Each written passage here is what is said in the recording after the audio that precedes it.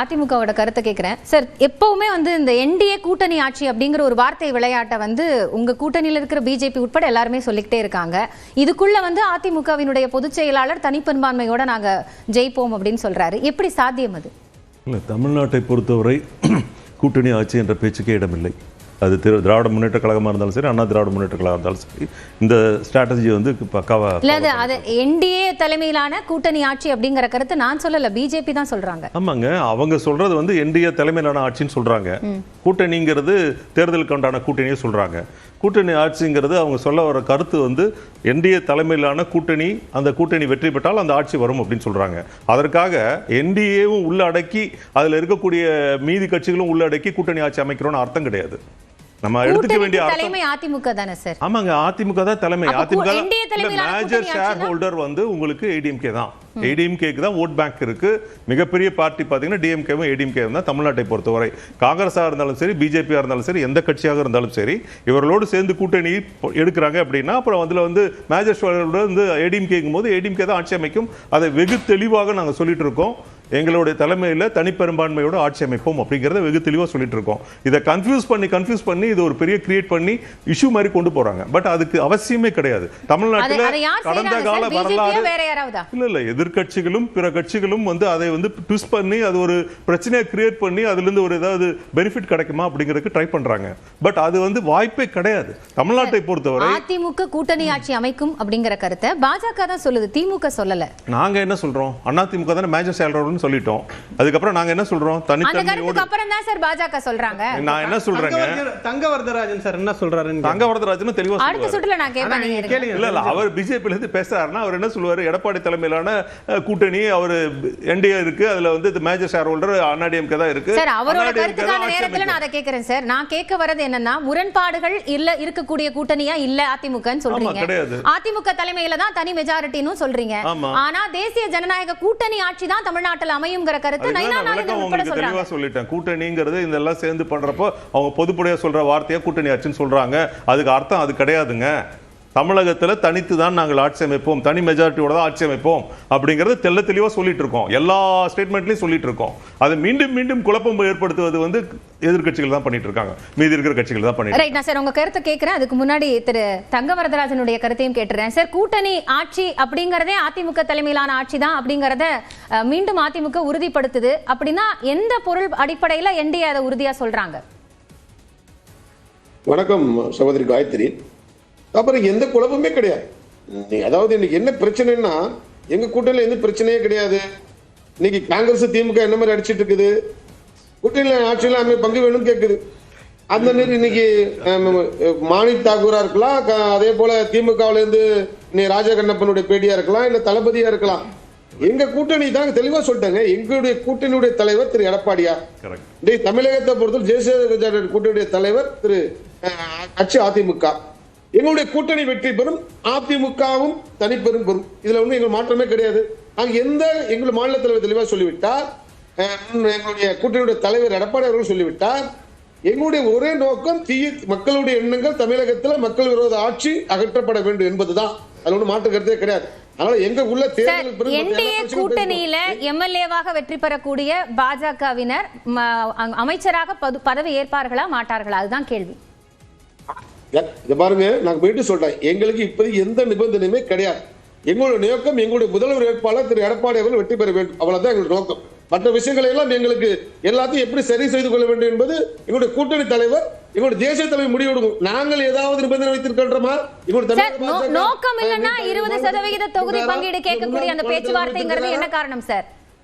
அதிமுக மட்டுமே கூட்டணியில வெற்றி பெறணும் அப்படிங்கிறது தான் அடிப்படையான பாஜகவினுடைய நோக்கம்னா உங்களுக்கான சீட்ஸ் நீங்க கேக்குறீங்க. என்னைக்குமே இங்க பாருங்க, ஒரு கூட்டணி வெற்றி பெற வேண்டும், அதே போல கூட்டணிக்கு தலைமை வைக்கின்ற கட்சியும் தருந்து அறுதி பெருமானை பெற வேண்டும். அதுதான் வந்து ஒரு ஆரோக்கியமான ஜனநாயகம் இருக்க வேண்டும் என்பது எங்களுடைய பாஜகவுடைய பார்வை, தேசிய ஜனநாயக கூட்டணி பார்வை. எங்களுடைய கூட்டணி தலைவர் ஏதேனும் அது மாதிரி ஏதாவது நிபந்தனை வைத்திருக்கார்களா? பாஜக மட்டுமல்ல, எங்களுடைய கூட்டணியில் இருக்கக்கூடியவர் யாராவது கூட நிபந்தனை வைத்திருக்காங்களா? கிடையவே கிடையாது. பிரச்சனை என்ன தெரியுமா? இங்கே சில பல்வேறு ஊடகங்கள் இன்றைக்கு திமுக மிகப்பெரிய குழப்பம் நிலவுகின்றது. இன்னைக்கு நிச்சயமாக களத்துல இன்னைக்கு வந்து அவங்க ஒன்றாக இருக்க போறது கிடையாது. இனிமே கூட்டணி அமைத்தாலும் இருக்க போறது கிடையாது. மக்களும் இவர்களை புறக்கணித்து விட்டார்கள், கூட்டணி தோல்வி தெளிவு போறாங்க. அதனால இவர்கள் அதாவது எங்களுடைய கூட்டணி வலிமையடைந்த கூட்டணி சொல்லி நீ பலவீனமான கூட்டணியாக இன்றைக்கு இருக்கின்றது. அது திமுக தலைவர் பலவீனமாக இருக்கின்றதை காங்கிரஸ் உணர்ந்திருக்கின்றது. அதனால் இன்னைக்கு அதை செய்யறார்கள் தவிர எங்களுக்கு எந்த இடத்துலயுமே. சார், உங்களோட கூட்டணி வந்து வலிமையான கூட்டணி நீங்க சொல்றீங்க அப்படின்னா ஏன் ஒரு வருடம் ஆகியும் இன்னும் தொகுதி பங்கீடு பேச்சுவார்த்தையை அதிமுகவும் பாஜகவும் தொடங்கல? நீங்க அதாவதுங்க சில கட்சிகள் கூட வரப்போது அதான அதிகாரப்பூர்வ அறிவிப்போம். நீங்க தான் சொன்னீங்க ஏற்கனவே திமுக கூட்டணி பலமா இருக்குது. இன்னைக்கு மக்கள்கிட்ட தெரியுங்க யார் முந்தியது, தமிழ்நாட்டுல எந்த கூட்டணி முந்திருக்கின்றது, எந்த கூட்டணி வலிமை பெற்றிருக்கிறது என்பது தமிழக மக்களுக்கு தெரியும். அதனால நாங்க தான் போய் சொல்றோம், இன்னும் நாங்கள் எங்களுடைய கூட்டணியுடைய தலைவர், எங்களுடைய கூட்டணி கட்சிகள் நாங்க எல்லாம் முடிவு பண்ணிட்டோம். அதை எப்ப வெளியிடுவோமோ அப்ப நீங்க அறிவிப்போம். அதனால உங்க கூட்டணிக்கு இன்னும் சிறு கட்சிகள் வர வாய்ப்பு இருக்கு அப்படின்னா, சார் என்னோட கேள்வி வாங்கிக்கோங்க சார். உங்க கூட்டணிக்கு இன்னும் சிறு கட்சிகள் வர வாய்ப்பு இருக்கு அப்படின்னா அவங்களுக்காக நீங்க காத்துட்டு இருக்கீங்கன்னா அப்போ அதிமுக என்டிஏ கூட்டணிங்கிறது பலமா இருக்கா, பலமா இல்லையா? அப்படி கிடையாதுங்க. சிறு துருவு பல்குழுத்த உதவும். நாங்கள் அகங்காரம் பிடித்தவர்கள் அல்ல. மக்கள் எங்களை இந்த கூட்டணியை திமுக 200க்கு மேற்பட்ட இடங்கள் எங்களை வெற்றி பெற வைக்க முடியும். இருந்தால் கூட இந்த கூட்டணியை மக்கள் விரும்புறாங்க. ஒரு சீட்டு கூட இந்த கூட்டணி கொடுக்க கூடாது, திமுக கொடுக்க கூடாது மக்கள் கோபம் கொண்டிருக்காங்க. அதனால இன்னும் எங்களை நான் சொல்றேன், மக்கள் எங்கள் கூட்டணி ஆதரிக்கின்ற பொழுது, ஆதரிக்கின்ற சில கட்சிகள் வருகின்ற பொழுது அவர்கள் நாங்கள் ஏன் புறந்தள்ள வேண்டும்? நாங்கள் எந்த புறந்தள்ள தயாராக இல்லை. பொறுங்கள், கிட்டத்தட்ட ஒரு 10 தினங்கள்ல உங்களுக்கு தெளிவாக எங்களுடைய மக்கள் தெளிவாக தெரியும். உங்களுக்கு வெளிப்படையாக எங்களுடைய எல்லாருமே கூட்டணியுடைய தலைவர் அறிவிப்பார்.